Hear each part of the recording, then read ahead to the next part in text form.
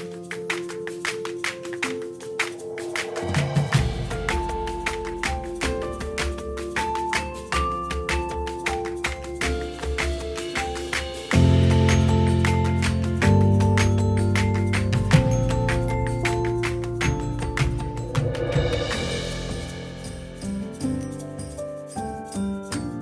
guys, welcome back to Too Cool for Middle School.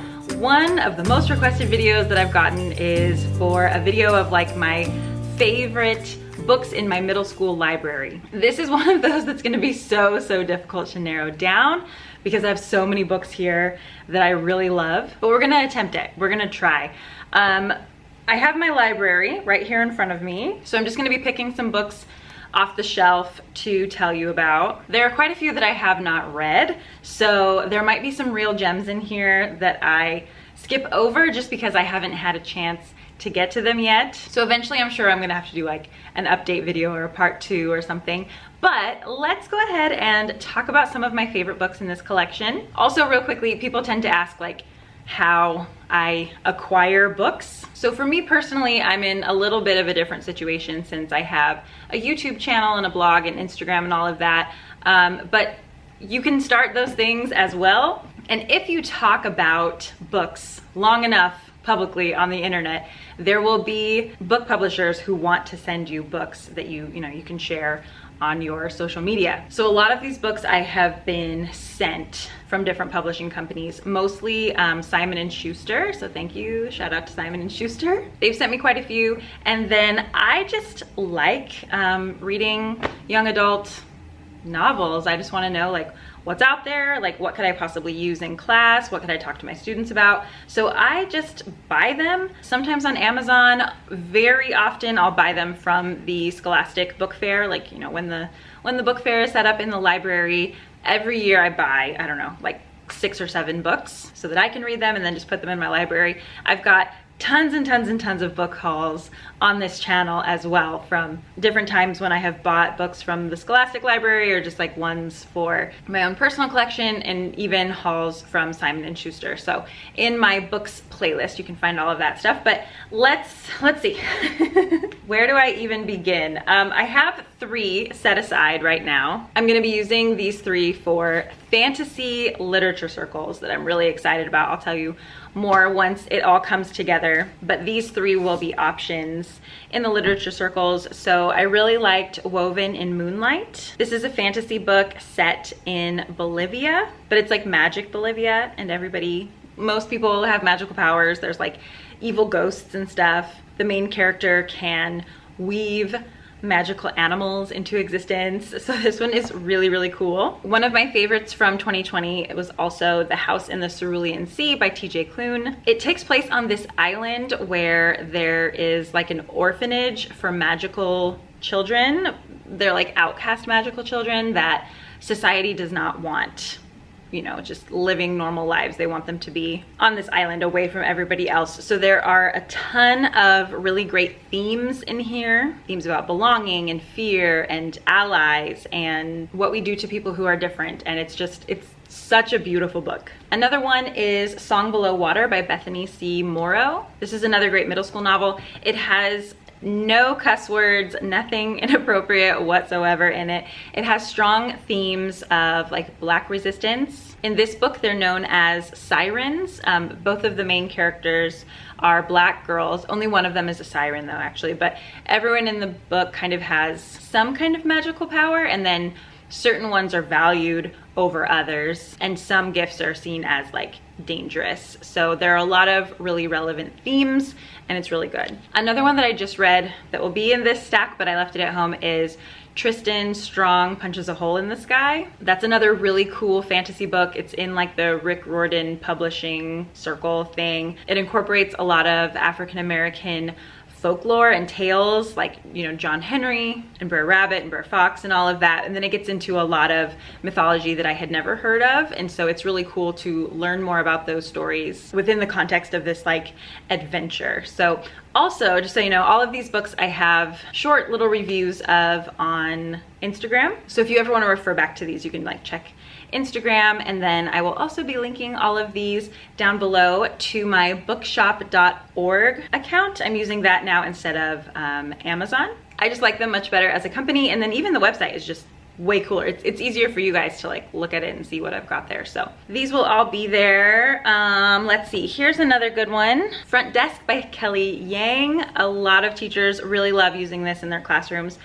This is definitely appropriate for like 3rd and 4th grade as well, but then a lot of my 6th graders like it too. And it takes place kind of near where we are. It's in like Orange County, California, and it's an immigrant story. It's a story of, you know, friendship and people looking out for each other and standing up for each other. I have 3 keys at home, but I haven't read it yet, so I need to. This is another really, really beautiful book called The Skylark's War by Hilary McKay. She is just a masterful writer. I love the way that she just like constructs sentences. I use excerpts from this book just to look at writing skill, because she's so good. This is, I mean, it's like kind of magical. It's kind of like an adventure book, and it's set during World War I, which is a lot less common to find, you know, than books about World War II. I prefer this one to like most of the books that turn World War II into like an adventure type of a thing, you know?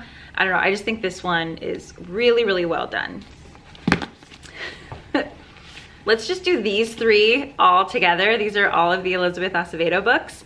I love her writing, I love her characters, and if you're using any of these in class, I would recommend looking up YouTube videos that she does of like either reading a chapter or explaining her writing process. She is just somebody that I really enjoy like listening to, so she has a lot of good YouTube videos.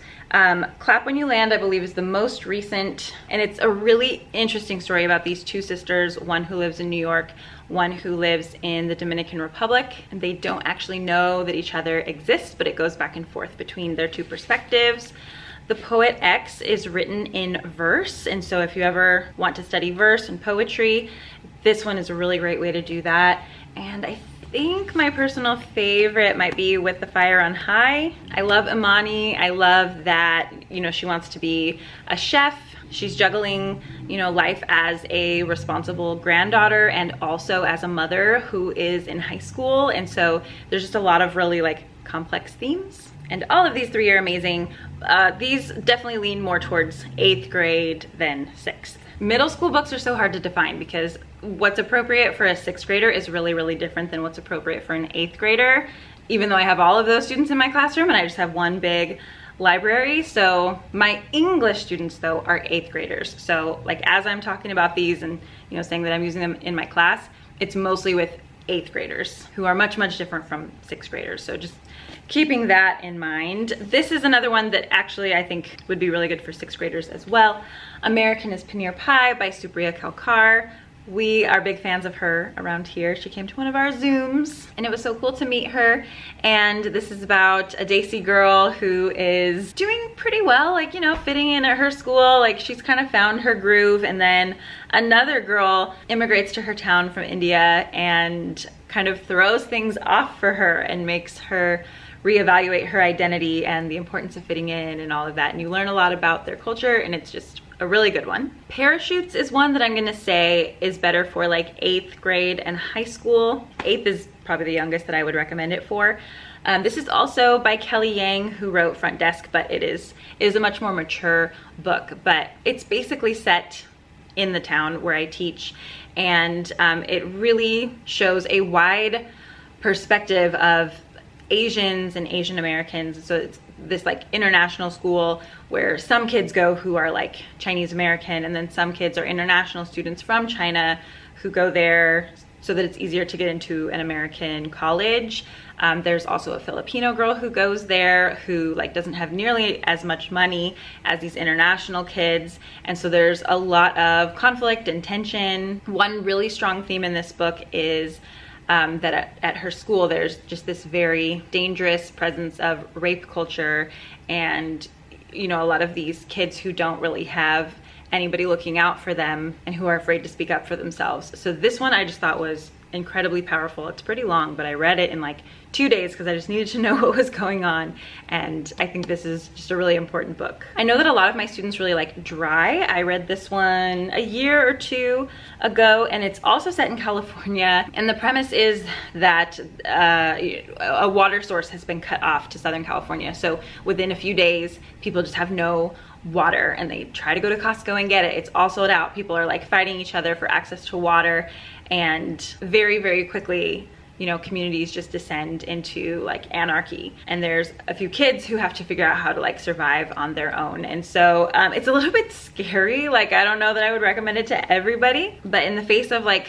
climate change and, you know, water shortages are a real thing. You know, for some people this book can be like reassuring, like, yes, I should start thinking more about where my water comes from and like what I would do if water became scarce. So it's really entertaining. It's an adventure. It's like a dystopian novel, which you'll probably find that a lot of your kids are into. A quick recommendation to throw in here for high school, probably not for middle school. I'm not done with this one yet, but I am currently reading The Parable of the Sower by Octavia Butler, and it has similar themes of climate change, disease, drug use, income inequality, water shortages, increased crime, and it's set in 2024, so you know, that's really reassuring. But it's a really powerful story, and I'm actually kind of just excited to be done making this video so I can sit down and read it again. This one is very, very thought-provoking, kind of scary, very interesting. Here's another great one for middle school. I really love the author Jamie Sumner.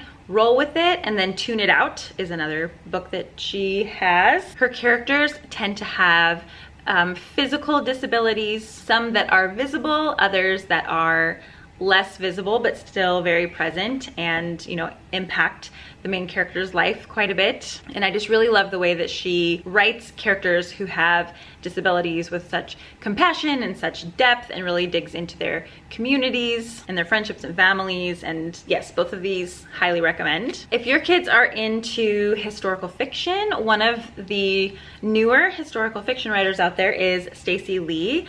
I think I have all of her books around here somewhere. Actually, I'm missing quite a few. I think kids borrowed them last year and then they never made it back. That happens with the books, but oh well. But I really like Stacey Lee's characters. She always writes Chinese American characters into like very well-known eras of US history. Oh, there's one like The Moon. Where are all these books? Where did these all go? Everybody took them from me. Here's another one. Outrun the Moon. I liked that one. Downstairs Girl, but there's a different one that's my favorite. Dang it, I can't find it. But that one takes place during like westward expansion, and it's a Chinese girl and a black girl who have to pretend that they are boys just for safety reasons as they travel west with a bunch of other people who are also doing that. Outrun the Moon is set during the San Francisco earthquake. Downstairs Girl is set in Atlanta around the time of like women's suffrage, and so I know she's writing another one about like the Titanic. So it's just really cool to revisit these fairly well-known historical periods and see what Asian Americans were doing at that time. Here's another good historical fiction book that's based on a true story. This is called Letters from Cuba. It's set during World War II. It's a Jewish family who flees kind of in stages, like different family members flee to Cuba to escape the Holocaust. It's definitely appropriate for younger readers.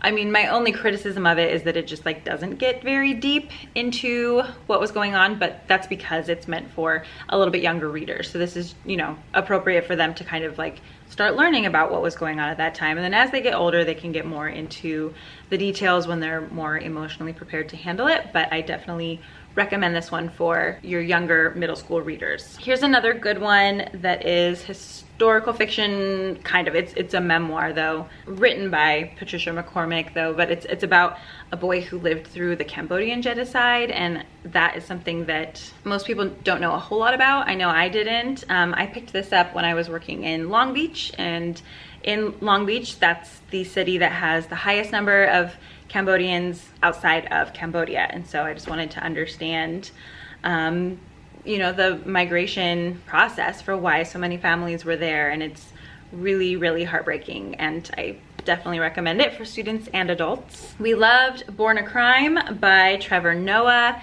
This is also great on audio. I don't know if the young readers edition is available on audio or not. I know I listened to just like the regular version on audio, but then we have read some of this in class and kids have borrowed it and loved it. Trevor Noah is hilarious, and you know, his identity growing up in South Africa was so interesting, being half white, half black, and how those identities were like so very pronounced. I mean, he grew up in apartheid era South Africa, so he, you know, covers the topics with so much humor because he's a comedian and he's great and hilarious and amazing. But I'm really glad that he made a version that is accessible to students, because, you know, they're thinking about these topics as well, and it's cool that he can kind of lead them through a lot of that. Do we have a few more? I mean, of course, They Hate You Give. This is one that a lot of like reluctant readers will pick up. Angie Thomas is great. As I'm thinking about these books, I'm realizing how many I'm missing. I'm blanking on the name of her second one right now, but also she just came out with Concrete Rose. That one just came in the mail to me, so I'm excited to read that one, and kids just really, really love her writing. So I highly recommend her. And then kids who enjoy Angie Thomas tend to also like Nick Stone, Dear Martin and Dear Justice. I recommend both of those as well. They get into more issues of like the criminal justice system and policing in black neighborhoods, just from the perspective of these teenage characters. You know, The Hate You Give has similar themes. And another author that you could recommend to kids who like those books is Jason Reynolds. I thought Look Both Ways was really interesting. It's a bunch of short stories, and they're all set at this one school, but it's like just between those hours of like when school gets out and when you walk home. So it's a look at the different experiences that all these different kids have getting from school to home, and what their life is like, you know, between the hours of like 3 and 5. So I love this one. It's fairly short. It's definitely one that you could use in class, maybe as like a read aloud. I don't know, maybe you just take a few pictures of a couple of chapters or whatever to analyze, but really, really like this one. And Jason Reynolds has a bunch of books. What else? Non-fiction wise, I will forever be recommending Stamped, which Jason Reynolds adapted from Ibram X. Kendi's Stamped from the Beginning.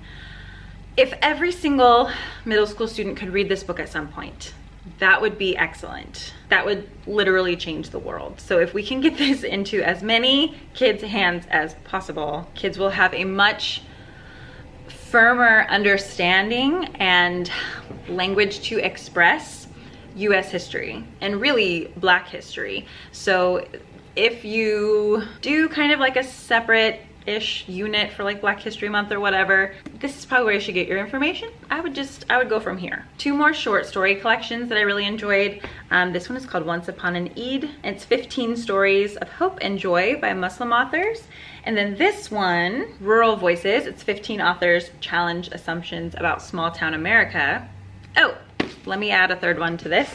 I think this is also 15 stories, but it's a whole spiel. Love, Latkes, and Other Jewish Stories. In 2020, I just read a lot of short story collections. And so, yeah, these 3 were all excellent and written for middle school. I would say Rural Voices is more for high school. Actually, so is It's a Whole Spiel. Sorry, it's so hard to like remember where the lines are. I mean, both of those could be for 8th grade, but then Once Upon an Eid, you'd be fine with 6th graders. Okay, I think I'm gonna stop us there. I'm sure there are so many more that I could recommend, that you would recommend, but let's just start with this as a little collection of recommendations, and then we can do more another time, or maybe a little bit more specific, like middle school novels about whatever. All right, I'm excited to sit down and read now. I hope you get a chance to do some reading today. Let me know in the comments down below if you have also read any of these, if you are a fan, or if there are others that you particularly loved recently. All right guys, see you in my next video.